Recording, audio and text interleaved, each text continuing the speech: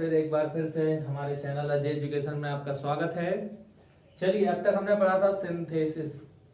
Synthesis का हमने दूसरा पार्ट देखा था। उसमें सिंथेसिस में हमने सेंटेंस के टाइप पढ़े, उसमें पढ़ा उसके भाग कितने हैं, तो उसमें हमने पढ़ा क्लास आते हैं। तो क्लास देखते हैं, हमने देख लिया था क्लास होता क्या है। आज हम लोग देखेंगे क्लास कितने प्रकार के हैं और कैसे पहचानेंगे कि वो कौन सा क्लास है।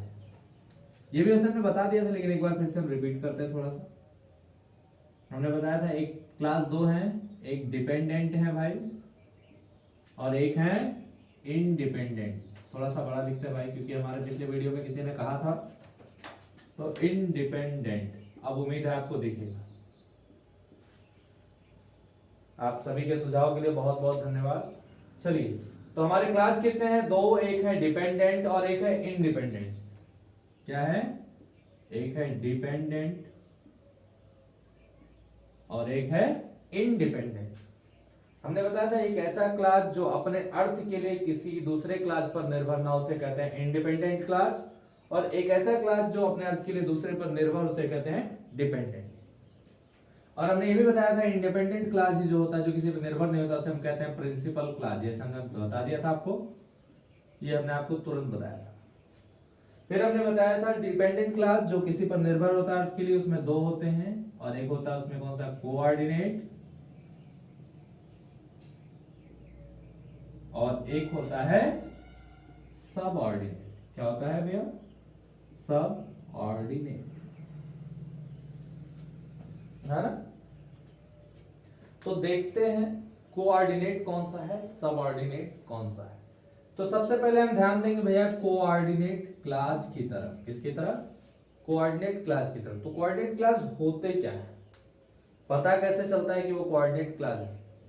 तो सबसे पहली बात, कोऑर्डिनेट से आपको याद आएगा कंजक्शन दो तरह के होते हैं, कोऑर्डिनेट और एक सबऑर्डिनेट। होते तो कहीं है, लेकिन मेन दो हैं, एक कोऑर्डिनेट और एक सबऑर्डिनेट। जो कोऑर्डिनेट कंजक्शन जिस क्लास में जुड़ा होगा उसे हम कहेंगे कोऑर्डिनेट क्लास। यानी एक ऐसा क्लास जिसमें क्या जुड़ा हो भाई? कोऑर्डिनेट कंजक्शन जुड़ा हो। क्या जुड़ा हो? Coordinate conjunction. अब आपको याद तो होगा नहीं, क्योंकि कंजक्शन ढेर सारे हैं, लेकिन हम आपको एक फार्मूला बता देते हैं जिसमें आपके अधिकांश कोऑर्डिनेट कंजक्शन से जुड़ने वाले कोऑर्डिनेट क्लास आ जाएंगे। तो उसका एक छोटा सा फार्मूला हम आपको बताते हैं भैया। उसका एक फार्मूला है फैन बॉयज।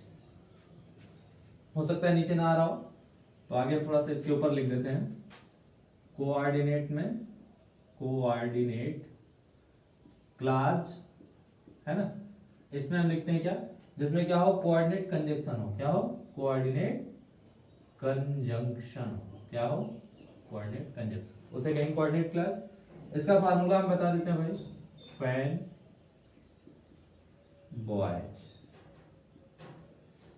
है ना। तो हम देखते हैं इसमें क्या है। यब से क्या आता है? इसमें फॉर आता है। ए से क्या आता है? एंड आता है। यन से हमारा क्या आता है? नॉर आता है। बी से क्या आता है भैया? बट आता है। ओ से आर आता है। वाई से यट आएगा और यस से हमारा क्या आएगा? सो आएगा।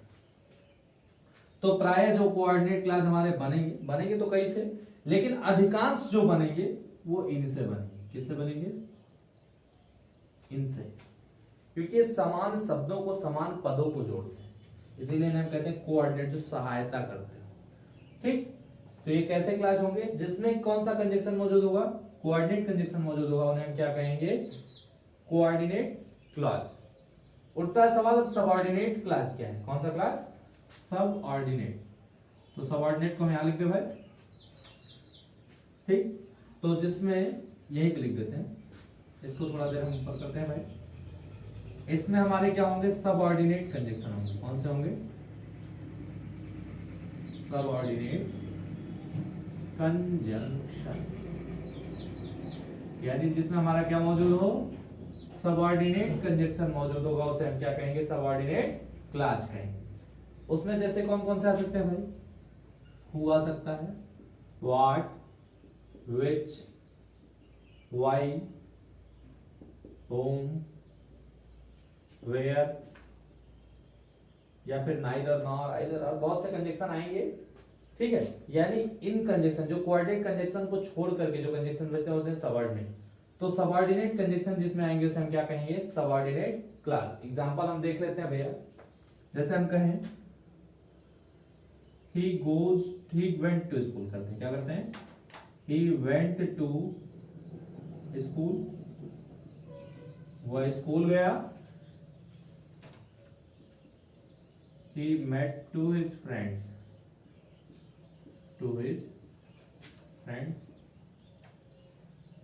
ठीक है। अब हमको इसको बनाना है, मान लेते हैं हमको क्या क्या बनाना है, सिंपल बनाना है, कंपाउंड बनाना है, कॉम्प्लेक्स बनाना है, तीनों मान लेते हैं, तीनों मान लेते हैं, इसको हमको बनाना है। तो अभी केवल उदाहरण दे रहा हूं, अभी अलग अलग करके फिर आपको समझाएंगे हम, ठीक है। तो अगर हम सिंपल दें तो हमको पता है कि सिंपल सेंटेंस में हमारे पास एक सब्जेक्ट होना चाहिए और एक होना चाहिए मेन वर्ब। ये हमारा सिंपल सेंटेंस के लिए बाध्यता है कि ये इतने ही हमारे पास होने चाहिए, इससे अधिक होने नहीं चाहिए। तो लिखा ही वेंट टू स्कूल, वह स्कूल गया, ही मेट हिज फ्रेंड, वो अपने मित्रों से मिला। तो वह स्कूल किस लिए गया, अपने मित्रों से मिलने के लिए, उद्देश्य है। तो हम ऐसा करें कुछ जिसमें फाइनाइट वर्ब हमारा एक बच जाए और सब्जेक्ट एक बच जाए। तो हम इसको लिख देते हैं he went to school to meet his friends। अब ध्यान से देखेंगे तो इसमें सब्जेक्ट तो एक ही बचा ना, मेन वर्ब भी एक बचा। एक वर्ब कहां दिख रहा है आपको, ये, लेकिन यहाँ पे साथ में टू मिला है तो ये मेन वर्ब नहीं है। तो फाइनाइट वर्ब एक ही मिला और एक सब्जेक्ट मिला, ये क्या हो गया, सिंपल। अब हमको बनाना है कंपाउंड, तो ये बन गया हमारा सिंपल ना। कंपाउंड बनाते हैं, क्या बनाए, कंपाउंड। तो कंपाउंड बनाने के लिए हमको पता है कि एक दो क्लास होनी चाहिए भैया, एक क्या होना चाहिए, कंपाउंड के लिए हमारे पास क्या क्या होना चाहिए, कंपाउंड के लिए थोड़ा बड़ा लिखते हैं,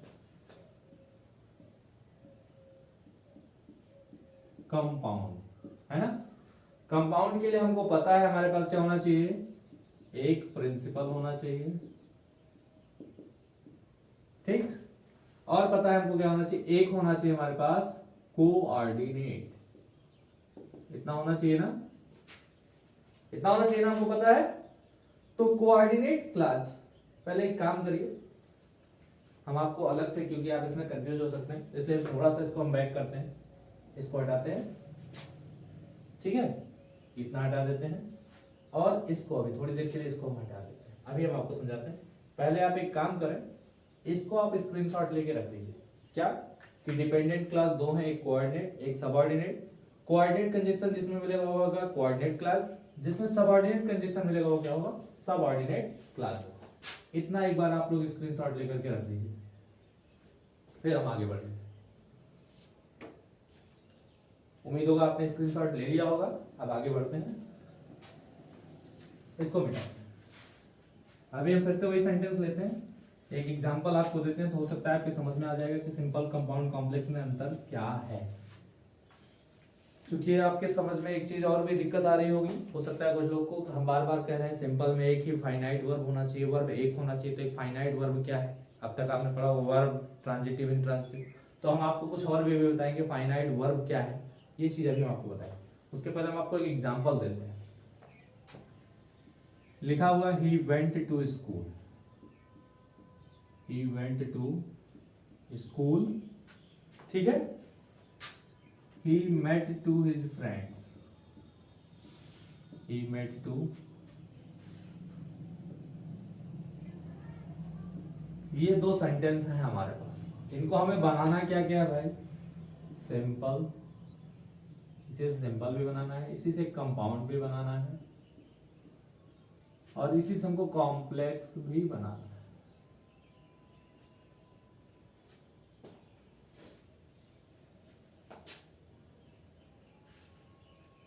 है ना, चलिए देखते हैं।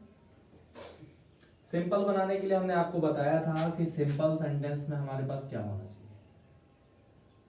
एक सब्जेक्ट और एक वर्ब होना चाहिए। इससे अधिक ना सब्जेक्ट हो ना इससे अधिक वर्ब हो। तो इसको ऐसा जोड़ें कि हमारे पास मेन वर्ब एक ही बचे। तो जोड़ते हैं, he went to school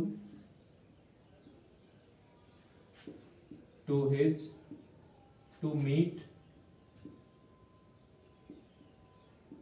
his friends, वो अपने मित्रों से मिलने कहा गया स्कूल। तो ये मेन वर्ब रहा, सब्जेक्ट एक रहा। ये है इन्फिनिटिव, क्या है इन्फिनिटिव। तो ये मेन वर्ब तो है नहीं, लेकिन आपको ये पता होना चाहिए कि हमको कब इन्फिनिटिव लगाना है, वो भी अभी हम आगे आपको बताएंगे। एक बार कंपाउंड भी बना के देख लें। कंपाउंड में हमारा सवाल क्या था भाई, कि हमारे पास एक प्रिंसिपल होना चाहिए, एक कोऑर्डिनेट क्लास होना चाहिए। तो ही वेंट टू स्कूल, सीधी सी बात है, एक क्लास तो हमारा हो गया प्रिंसिपल, और हमको बनाना क्या है, एक कोऑर्डिनेट। कोऑर्डिनेट क्लास में हमको क्या चाहिए, एक कोऑर्डिनेट कंजक्शन। तो बचा क्या, फ्रेंड बॉयज में से हम देखेंगे तो फॉर एंड को हम इसमें जोड़ सकते हैं, क्योंकि वो स्कूल गया और किससे मिला, अपने मित्रों से।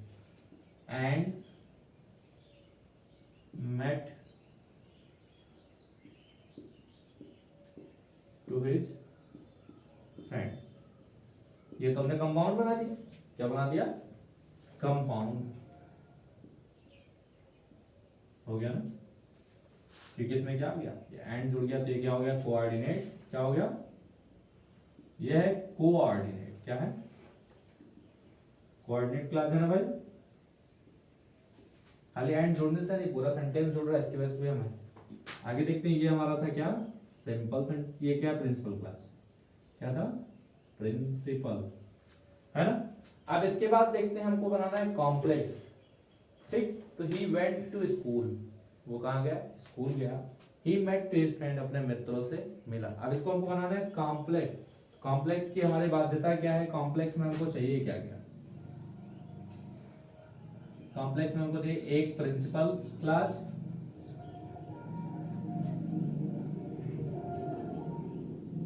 प्लस एक क्या चाहिए हमको भाई, एक साथ में चाहिए सब ऑर्डिनेट क्लास चाहिए। क्या चाहिए,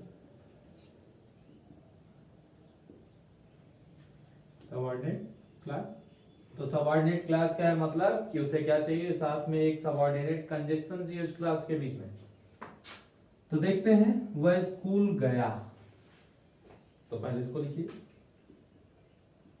he went to स्कूल, वह विद्यालय गया।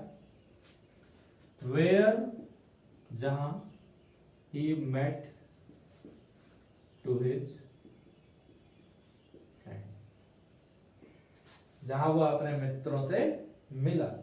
अगर आप ध्यान से देखेंगे तो ये है प्रिंसिपल क्लास। क्या है, क्योंकि ये इंडिपेंडेंट, वह स्कूल गया, इसको किसी की जरूरत नहीं है अपने अर्थ के लिए, तो क्या बचा भाई, प्रिंसिपल। अब ये क्या भाई, इसको देखें, इसका हिंदी निकालें तो क्या होगा, जहां वह अपने मित्रों से मिला। अभी अर्थ पूरा नहीं, इसका मतलब इसको जरूरत किसकी है, इसकी। तो एक ऐसा उपवाक्य जो दूसरे पर निर्भर है, उसे हम क्या कहते हैं, इंडिपेंडेंट। और इंडिपेंडेंट में जो सबऑर्डिनेट क्लास आ गया, उसे क्या कहेंगे भाई, सबऑर्डिनेट क्लास। क्या कहेंगे, सबऑर्डिनेट क्लास। तो देखिए, इस तरीके से हमको बनाना है, लेकिन अब हमको ये जानना पड़ेगा कि सिंपल सेंटेंस कैसे बनेंगे, कंपाउंड कैसे बनेंगे, कॉम्प्लेक्स। तो ये तो पता चल गया है कि कंपाउंड में हमको दो क्लास चाहिए, प्रिंसिपल और कोऑर्डिनेट। ठीक, उसके अतिरिक्त कॉम्प्लेक्स में और कुछ हमको चाहिए नहीं। कॉम्प्लेक्स में याद रखना, एक प्रिंसिपल एक सबऑर्डिनेट होना चाहिए, ये भी पता चल गया। अब हम देखेंगे एक एक करके अलग अलग तरीके से कि सिंपल को बनाने के कितने तरीके हैं, या फिर कोऑर्डिनेट के बनाने के लिए, कंपाउंड बनाने के लिए कोऑर्डिनेट बनाना है, कोऑर्डिनेट बनाने के लिए कितने तरीके हैं, कौन कौन कंडीशन, खाली फैन बॉयज वाला ही थोड़ी है, और भी बहुत से हैं, वो भी देखेंगे। उसके बाद आता है कॉम्प्लेक्स सेंटेंस। कॉम्प्लेक्स में खाली हु व्हाट व्हिच हुम नहीं आते, बहुत से आते हैं, उसको भी हम अलग अलग देखते हैं। लेकिन उससे पहले आपके दिमाग में एक सवाल चल रहा होगा। सवाल ये चल रहा होगा कि हमने अभी कहा था यहाँ पे फाइनाइट वर्ब है ना, तो फाइनाइट वर्ब की जानकारी पहले हम लेते हैं। किसकी लेते हैं, फाइनाइट वर्ब, है ना। चलिए, तो पहले आप इसका स्क्रीनशॉट लेके रख लीजिए, तब हम आगे बढ़ते हैं।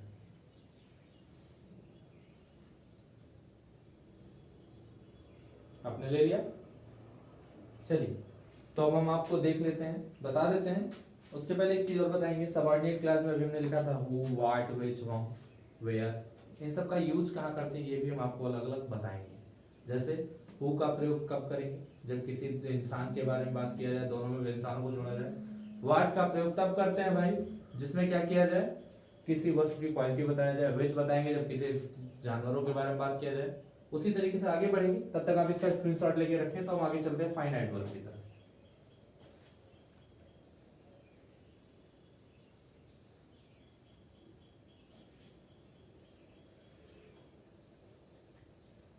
चलिए अब आगे देखते हैं फाइनाइट वर्ब। किसको देखेंगे? Finite verb. तो वर्ब हमारे दो हैं। कितने हैं? दो। एक हमने पढ़ा था ट्रांजिटिव और एक पढ़ा था इंट्रांजिटिव। बट वो हमारा था गुणों के आधार पे, ये रहेगा अपने फॉर्म के आधार पे। तो भाई वर्ब हमारे दो होते हैं, एक होता है फाइनाइट और एक होता है नॉन फाइनाइट। क्या होता है? Non finite. फाइनाइट वर्ब ऐसे वर्ब हैं जो कि क्या करते हैं? टेंस के अनुसार अपने फॉर्म को नहीं बदलते।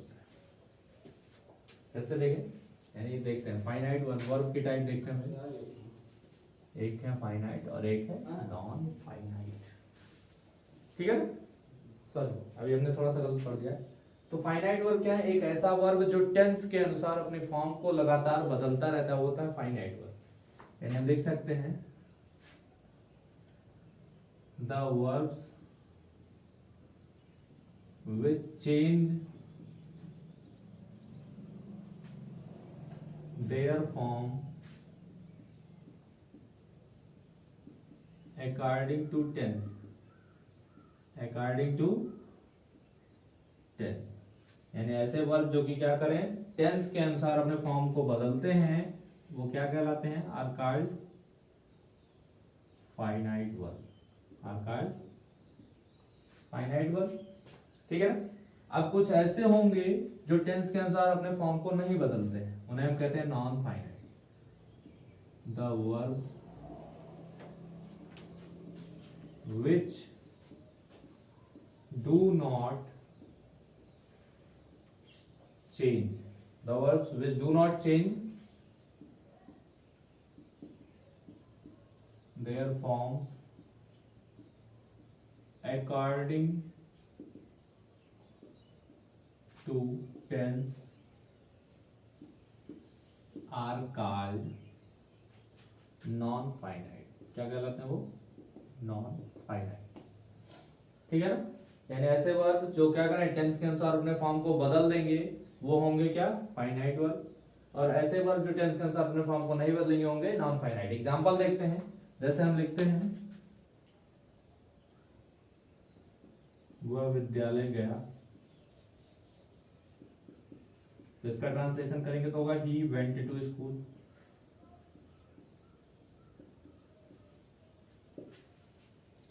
अब इसी को अगर हम लिखते हैं वह विद्यालय जाता है, क्या लिखते हैं? वह विद्यालय, यानी नीचे लिखते हैं वह विद्यालय जाता है, वह विद्यालय जाता है, तो क्या हो जाएगा? he goes to school। ठीक, यही लिखें वह विद्यालय जा चुका है, वह विद्यालय जा चुका है, ये लिख दिया हमने। तो इसको जब करेंगे ट्रांसलेशन तो आएगा he has gone to school. आप ध्यान से देखेंगे तो ये हमारा पास्ट इंडेफिनिट, ये प्रेजेंट इंडेफिनिट, ये प्रेजेंट परफेक्ट, और वर्ब तीनों की एक ही है, गया, जाता है, जा चुका है। लेकिन वर्ब की फॉर्म चेंज हुई, यहाँ सेकंड फॉर्म आ गया, यहाँ फर्स्ट फॉर्म आ गया, फिर थर्ड फॉर्म आ गया। तो एक ऐसा वर्ब जो टेंस के अनुसार अपने फॉर्म को बदलता रहे, उसे हम क्या कहते हैं? Finite verb. कौन सा कहते हैं? Finite verb. अगर हम इसको हिंदी को ऐसे मिटा दें, चलिए इसको भी हटा दीजिए, ठीक है ना? इतना हमने गायब कर दिया। तो आप ध्यान से देखेंगे, ये रहा, ये हमारा फाइनाइट वर्ब है जो कि टेंस के अनुसार अपने फॉर्म को बदल रहे हैं। तो यह है फाइनाइट। लेकिन इसी के स्थान पे कुछ ऐसे भी वर्ब होंगे जो कि टेंस के अनुसार अपने फॉर्म को नहीं बदलेंगे। जैसे हम कहें वह अपने मित्रों से मिलने स्कूल गया, he went to meet his friends। वो अपने मित्रों से मिलने गया, he went to meet his friends। वो अपने मित्रों से मिलने गया। लिखे वो अपने मित्रों से मिलने पहुंचा,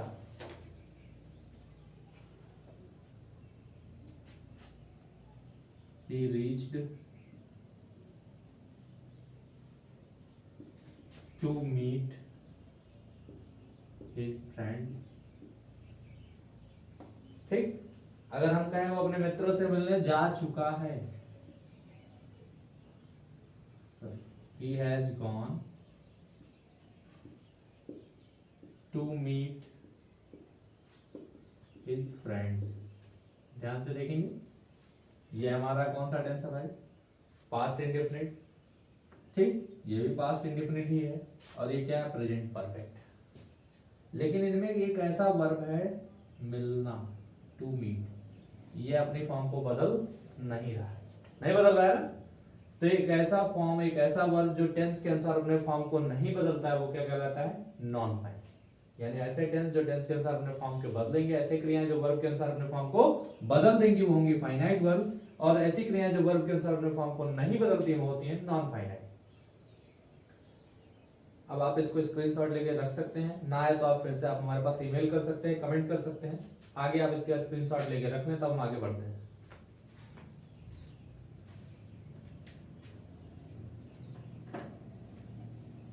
चलिए आगे बढ़ते हैं।